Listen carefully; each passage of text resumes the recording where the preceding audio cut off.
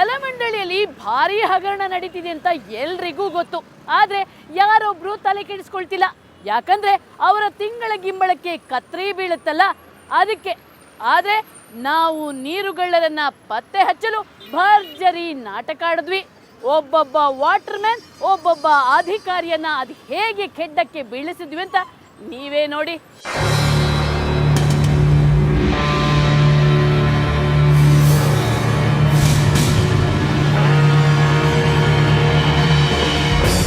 ಅಬ್ಬಬ್ಬ, ಏನ್ ಕಟ್ಟಡಗಳು, ಏನ್ ಅಪಾರ್ಟ್ಮೆಂಟ್ಗಳು.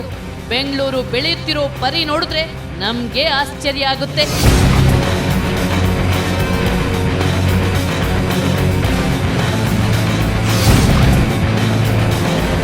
ಆದ್ರೆ ಈ ಸುಂದರ ಕಟ್ಟಡಗಳೇ ಈಗ ಜನರ ಪಾಲಿನ ಶಾಪವಾಗುತ್ತಿವೆ.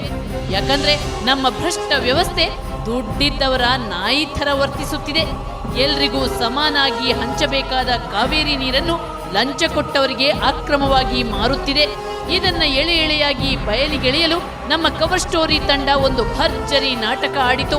ನಮ್ಮ ನಾಟಕಕ್ಕೆ ನಾವು ವೇದಿಕೆಯಾಗಿ ಆರಿಸಿಕೊಂಡಿದ್ದು ನಾಗಾಲೋಟದಲ್ಲಿ ಬೆಳೆಯುತ್ತಿರುವ ಬೆಂಗಳೂರು ಪೂರ್ವದಲ್ಲಿರೋ KR ಪುರಂ, ಮಹದೇವಪುರ, ಹೂಡಿ, ವೈಟ್ ಫೀಲ್ಡ್ ಮುಂತಾದ ಪ್ರದೇಶಗಳನ್ನ.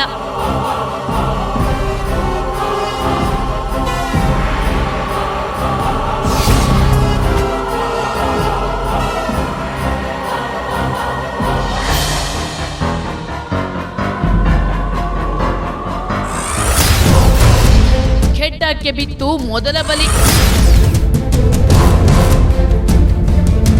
ನಮ್ಮದೊಂದು 110 ಫ್ಲಾಟ್ ಇರೋ ದೊಡ್ಡ ಕಟ್ಟಡ ಇದೆ.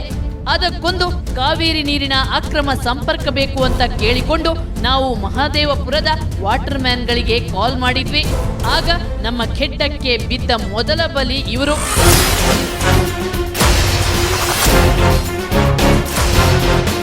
ಇವರ ಹೆಸರು ಚಂದ್ರಾಯಪ್ಪ. ಇದು ಅವರ ಜೊತೆಗಾರ. ಇಬ್ಬರು ನಮ್ಮ ಕರೆಗೆ ಓಗೊಟ್ಟು ಬಂದ್ರು.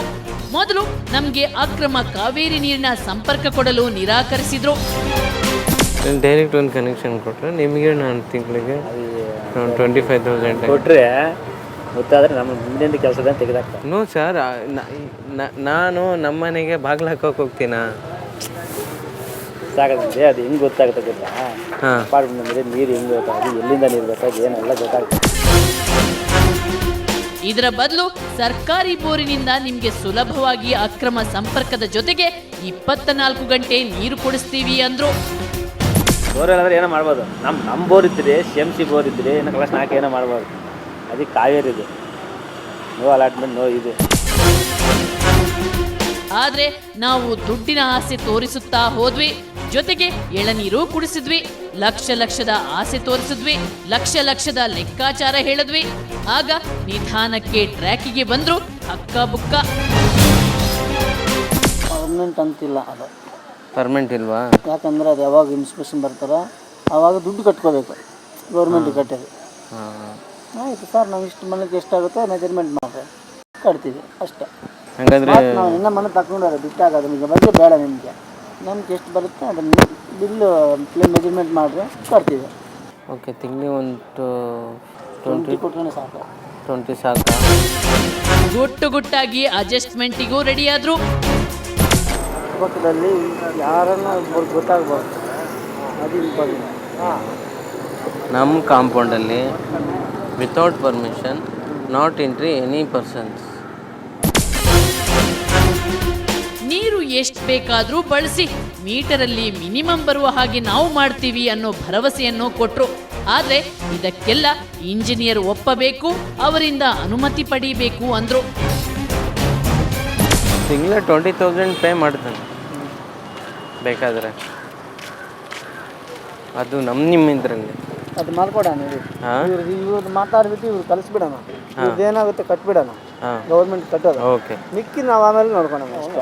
ಹೌದಾ? ಆ ಥರ ಮಾಡೋಣ. ಇದು ಬೆಟ್ರ್ ಸರ್. ಇದು ಫಸ್ಟು ಅದು ಗೌರ್ಮೆಂಟ್ಗೆ ಹೋಗೋದು ಪ್ಲೇ ಆಗಲಿ. ಓಕೆ, ಅವ್ರಿಗೆ ಈ ಥರ ಅಮೌಂಟ್ ಅಂತ ಅವ್ರು ಹೇಳ್ತಾರೆ, ಎಲ್ಲ ಮಾಡಿ ದೊಡ್ಡ ಅಮೌಂಟ್ ಹೋಗ್ಬಿಲ್ಲ. ಆಮೇಲೆ ಮಿಕ್ಕಿದ ಆಮೇಲೆ ಕೆಲಸ ಎಲ್ಲ ನಮ್ಮ ಕೈಗೆ ಬರುತ್ತೆ. ಅವ್ರು ಹೇಳ್ತಾರೆ ನೋಡಪ್ಪ ಇದಾಗಿದೆ, ಇವ್ರಿಗೆ ಈ ಥರ ಕಲೆಕ್ಷನ್ ಮಾಡಬೇಕು ಅಂತ ಇದು ಮಾಡ್ತಾರೆ. ಆವಾಗ ನಾವು ಅಂಡರ್ಸ್ಟ್ಯಾಂಡಿಂಗ್ ಮಾಡಿಕೊಂಡು ಮಾಡೋಣ. ನಮಗೆ ಪ್ರಾಬ್ಲಮ್ ಬರಲ್ಲ. ಗೌರ್ಮೆಂಟ್ ನಾಳೆ ಯಾರೋ ನಿಮ್ಮ ಬಂದ್ರೇನು ಮಾತಾಡೋಕ್ಕಾಗಲ್ಲ. ಹೌದು. ನೋಡಿ ನಾವು ಇಷ್ಟು ದುಡ್ಡು ಕಟ್ಟಿದ್ದೀವಿ ಗೌರ್ಮೆಂಟ್ಗೆ, ಇಷ್ಟು ತಗೊಂಡಿದ್ದೀವಿ ಅಂತ ಹೇಳ್ಬೋದು. ನೀರು ಯೂಸ್ ಆಗಬೇಕು, ಬಿಲ್ ಕಮ್ಮಿ ಮಾಡಬೇಕು, ಮಾಡ್ತೀವಿ ಆ ಥರ. ಅವ್ರು ಬಂದು ಏನು ಕಮ್ಮಿ ಓಡ್ತಾ ಇದ್ದಾರೆ, ನಮಗೆ 2 ಬೋರ್ ಓಡಿಸ್ತೀವಿ ಸರ್, ಇದನ್ನೇ ಸ್ವಲ್ಪ ತಗೊಂತೀವಿ ಅಂತ ಹೇಳ್ಬೋದು. ಅಂದ್ರೆ ಈ ಕಾವೇರಿ ನೀರಿನ ಕಳ್ಳತನದಲ್ಲಿ ಇಂಜಿನಿಯರ್ ಪಾತ್ರ ಪ್ರಮುಖ ಅನ್ನೋದು ಇಲ್ಲಿ ಸ್ಪಷ್ಟ. ಖೆಡ್ಡಕ್ಕೆ ಬಿತ್ತು 2ನೇ ಬಲಿ. ನಾವು ತೋಡಿದ ಖೆಡ್ಡಕ್ಕೆ ಬಿದ್ದ 2ನೇ ಬಲಿ ಇವರು. ಹೆಸರು ಭಾಸ್ಕರ್.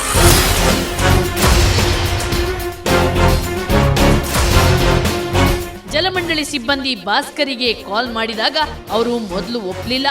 ಆಮೇಲೆ ನೀವು ನಮ್ಗೆ ಕಟ್ಟಡ ತೋರಿಸಿ ಆಮೇಲೆ ಹೇಳ್ತೀನಿ ಅಂದ್ರು. ನಾವು ಅದಕ್ಕೆ ಒಂದು ಉಪಾಯ ಹೂಡಿದ್ವಿ. ಅದೇನಂದ್ರೆ ಹೂಡಿಯಲ್ಲಿ ಒಂದು ಕಟ್ಟಡ ತೋರಿಸಿದ್ವಿ. ಇದುವೇ ನಮ್ಮ ಅಪಾರ್ಟ್ಮೆಂಟ್, ನಿಮ್ಮ ರೇಟು ಹೇಳಿ ಅಂತ ಕೇಳಿದ್ವಿ. ಅವರು ಉದ್ದುದ್ದದ ಲೆಕ್ಕ ಬರೆದ್ರು.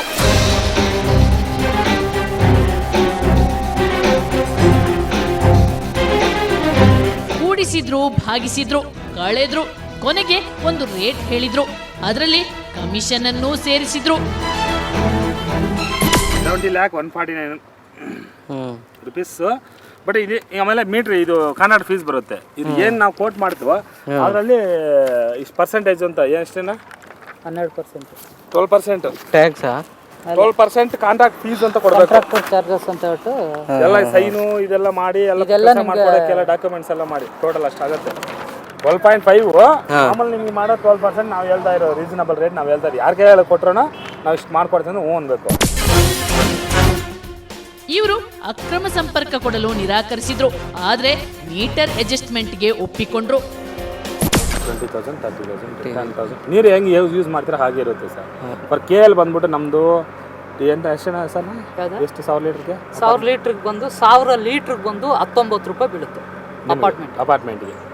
1000 ಲೀಟ್ರಿಗೆ 1000 ಲೀಟ್ರಿಗೆ ಒಂದು ಲೋಡ್ ನೀರು ನಿಮಗೆ ಮಿನಿಮಮ್ 100 ರೂಪಾಯಿ ಬೀಳುತ್ತೆ. ಟ್ಯಾಂಕ್ ಲೋಡ್ ನೀರು 100 ರೂಪಾಯಿ, 100 ರುಪೀಸ್. 100 ರೂಪಾಯಿ.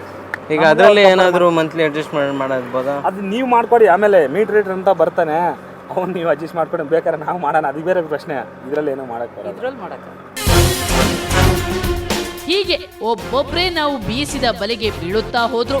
ಆಗ ನಮ್ಗೆ ಈ ಹಗರಣದ ಆಳ ಅಗಲ ಅಷ್ಟೇ ಅಲ್ಲ, ಭಯಾನಕ ರೂಪ ತಿಳಿಯುತ್ತಾ ಹೋಯ್ತು.